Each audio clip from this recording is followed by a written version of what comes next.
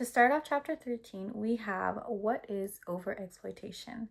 This is when particularly humans, us, use a resource or species faster than it can even reproduce or recover.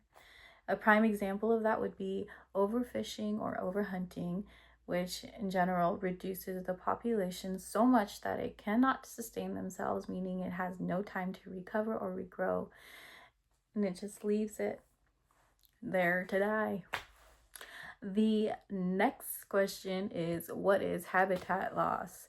This is self-explanatory in itself. It's the initial destruction or change of natural environments, leaving species without suitable places to live or to find that security and being able to grow as a species and be safe there.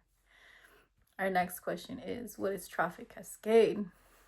This is a chain reaction in the food web, meaning when certain predators or possibly all predators are removed from that region or area, the prey population, it grows.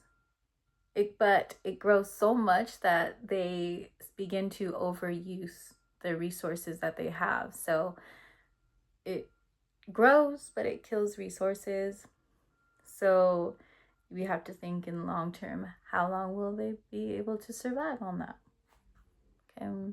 Number 4, what are alternative equilibrium states? These are the different conditions in the ecosystems that have stable, that adapt to becoming stable stable conditions for them.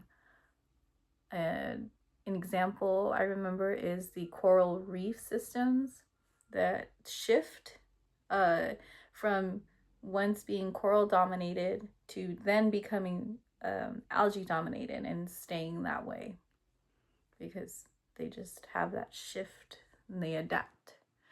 Number 5, what is depensation or the alley effect?